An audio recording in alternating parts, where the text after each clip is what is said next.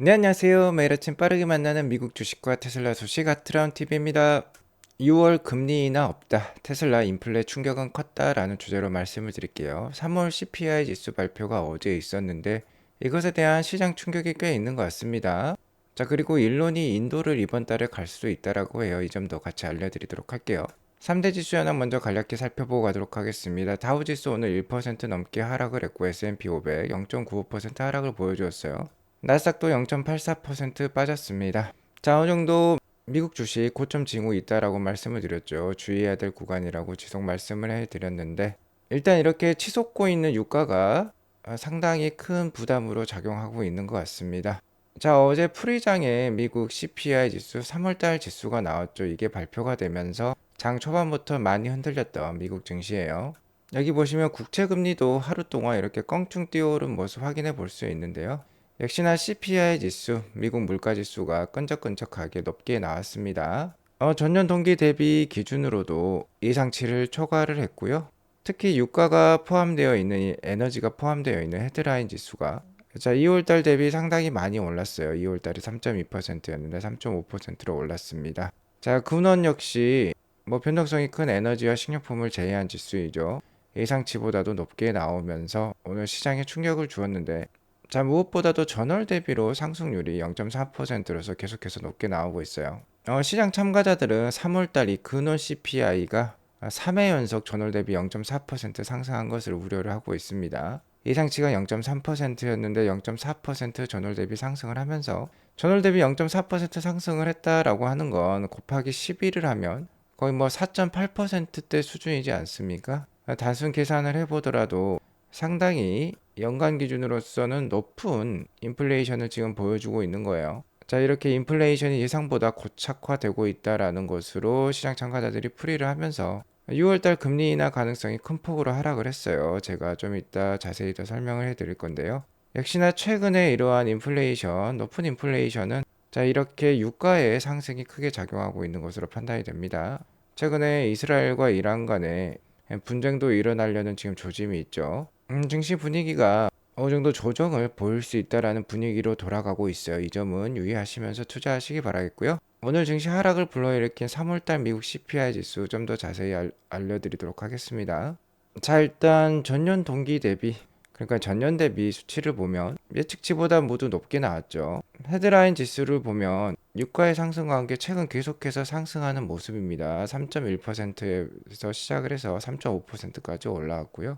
변동성이 큰 에너지를 제외한 근원 CPI마저도 거의 잘 떨어지지 않는 모습이에요. 3.8% 정도에서 고착화되고 있는 모습이 나오고 있습니다. 이번 달은 모든 수치가 예측치보다 높겠다라는 점에서 좀 충격이 컸고요. 자, 무엇보다도 전월 대비로 거의 떨어지지 않고 계속해서 0.4%대의 큰 상승률을 보여주고 있다는 게 문제죠.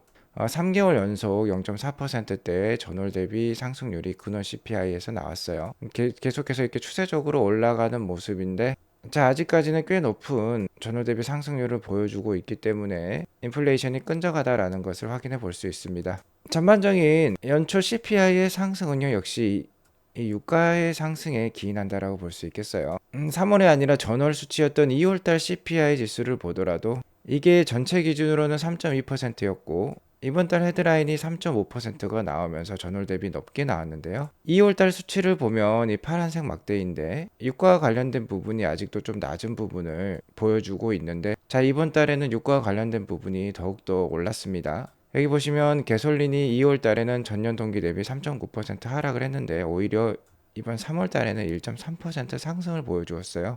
나머지 가스 유틸리티도 2월 달에는 8.8% 전년 동기 대비 하락을 했는데 이번에는 3.2%밖에 빠지지 않았습니다. 유가가 거의 90불대까지 치고 올라오면서 이렇게 오버롤 CPI가 늘어났다라는 걸 확인해 볼 수 있거든요. 역시나 유가 상승이 이번 CPI 상승의 주요 원인이 되겠습니다. 자, 물가 지수가 끈적하게 나오면서 6월달 금리 인하 확률이 충격적으로 내려갔어요. 자, 어제만 하더라도 6월 12일에 금리 인하 확률이 50%가 넘어섰습니다. 근데 CPI 지수 발표 이후에 6월달 금리 인하 확률이 17% 수준까지 떨어져 버렸어요. 정말 큰 폭의 하락이 있었다라는 거죠. 6월달에 이제 금리 인하를 할 수 없다라는 게 여실히 느껴지고 있습니다. 계속해서 강한 미국 경제 상황이 나오면서 이런 수치가 나오고 있는데요. 3월달 고용 보고서도 상당히 높은 수치가 나왔었고 CPI마저 높게 나오니까 금리 인하 확률이 상당히 떨어진 것 같습니다. 자, 그리고 무엇보다도 7월 달에는 금리 인하 하지 않겠느냐라는 최근 시장에 기대가 있었는데요. 7월 달 금리 인하 확률마저 41%대로 하락을 했어요. 어제만 하더라도 60%가 넘었었는데 이게 또 과반수 아래로 떨어졌습니다. 자, 이렇게 되면 9월 달에나 금리 인하를 우리가 기대해 볼 수 있다라는 건데요. 9월 달에 금리 인하를 하게 되면 한 차례에서 두 차례 정도밖에 연내 금리 인하를 기대할 수밖에 없어요. 시장 원래 세 차례 정도 금리 인하를 기대를 했습니다. 6월 달에 금리 인하를 시작을 해서 세 차례 기대를 했는데 이제는 최대 두 차례 정도로 줄어들었고요. 자, 이 표를 보면 연내 한 차례 금리 인하만 있을 수도 있다라는 지금 기대감이 형성이 되고 있어요. 자, 이러니까 오늘 주가 하락이 좀 컸다라고 볼 수 있겠고요. 다만 그래도 최근 하락이 컸던 엔비디아는 오늘 2%대 반등을 보여주었습니다.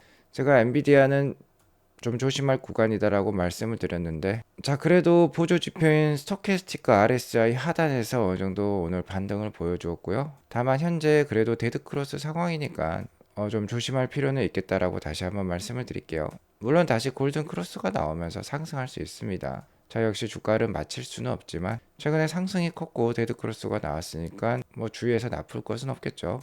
나스닥은 금일 0.84% 하락을 하면서 계속해서 16,000선은 그래도 지켜내는 모습이에요. 만약에 16,000선을 깨고 51선을 깨고 내려간다라고 하면은 그래도 조심할 필요가 있겠습니다. 자, 아직까지는 51선을 계속해서 지켜내는 모습이니까 좀 두고 볼 필요는 있을 것 같고요. 금주에 다시 한번 반등을 보여준다라고 하면은 나스닥의 상승세는 지속이 된다라고도 볼 수 있겠습니다. 테슬라는 금일 2.89% 하락한 171.76불로 마감을 했어요. 자, 오늘 CPI 지수마저 높게 나오면서 금리 인하 확률이 상당히 떨어졌습니다. 테슬라는 경기에 민감한 주식으로서 금리에 상당히 민감한 주식이에요. 일론 머스크도 금리 인하 해야 된다라고 강력하게 얘기를 해오고 있죠. 금리 인하가 늦춰지면 늦춰질수록 테슬라에는 불리합니다. 그렇기 때문에 오늘 2.89%는 하락을 했다라고 볼 수 있겠고요.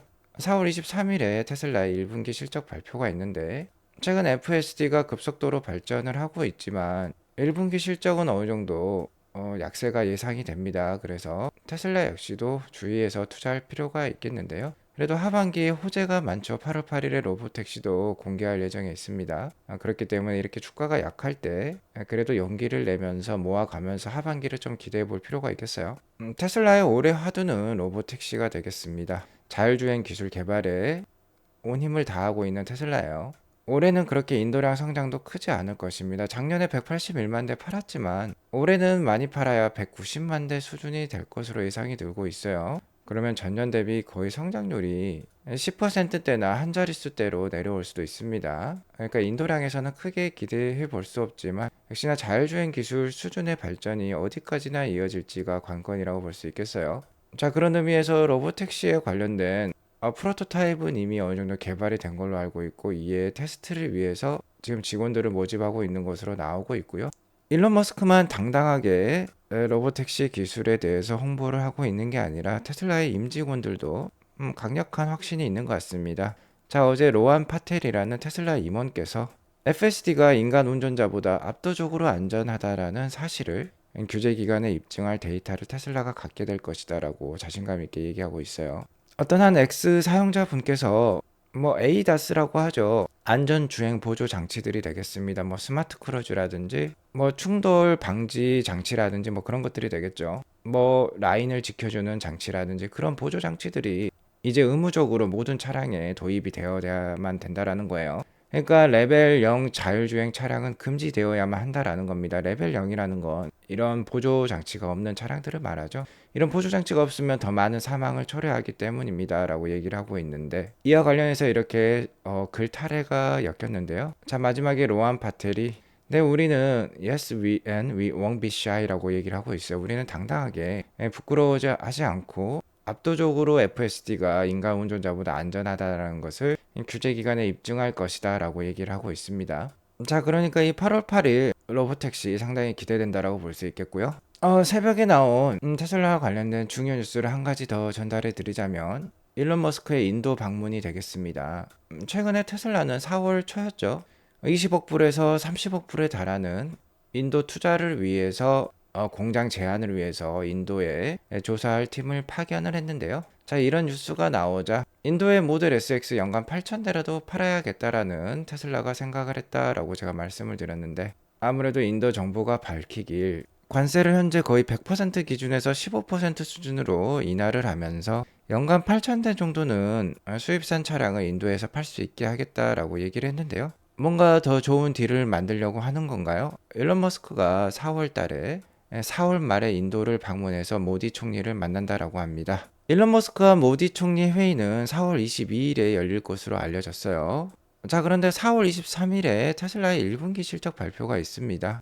그렇기 때문에 이번 어닝콜에는 일론 머스크가 참석을 하지 않을 수도 있겠는데, 물론 4월 22일에 열리지 않을 수도 있겠죠. 그 전에 모디 총리와의 만남이 열릴 수도 있겠습니다. 그러면 1분기 어닝콜이 매우 중요하기 때문에 일론 머스크가 참석할 가능성도 있겠어요. 일단 이번에 인도 방문은 역시 로이터 통신이 또 처음 보도를 하고 있고, 머스크가 방문 기간 동안 여러 임원을 동반할 것이라고 합니다. 그러면 뭐 어닝콜과 겹치지는 않을 것 같아요. 앞으로의 향후 인도 계획에 대해서도 발표할 것이라고 주장을 하고 있는데요. 일론 머스크는 오랫동안 인도에 공을 들여왔습니다. 인도 역시 테슬라를 원하고 있는 상황인데요. 인도가 무엇보다도 세계에서 가장 많은 인구를 가지고 있기 때문이에요. 일론 머스크는 이 인구에 상당히 관심이 많은데요. 우리나라가 인구가 줄어드는 것에 대해서도 상당히 관심이 많죠. 아무튼 이번 방문은 인도 정부의 전기차 관련된 투자와 관련된 그런 정책이 나온 다음에 방문을 하는 거고, 자, 이미 투자팀을 파견을 하기도 했었죠. 그러니까 뭔가 큰 발표가 나올 수도 있습니다. 어느 정도 잠정 합의안이 발표가 될 수 있기 때문에 기가 인디아 발표가 뭐 빠르면 4월 말에도 있을 수도 있겠어요. 자, 그렇게 되면 테슬라 주가에 좋은 요인이 될 수 있습니다. 왜 그러냐면, 자, 인도에 판매될 차량은 모델 2가 될 거예요. 컴팩트카가 되겠는데 25,000불짜리 차량이죠. 그리고 인도 공장에서 주로 만들게 될 차량도 바로 그 25,000불짜리 콤팩트카가 될 것입니다. 그렇기 때문에 인도에 투자한다라는 건 이 콤팩트카의 개발이 더욱더 빨라질 수 있다라는 것을 의미하기 때문에 좋은 신호가 될 수 있어요. 좀 기대를 해보도록 하겠고요.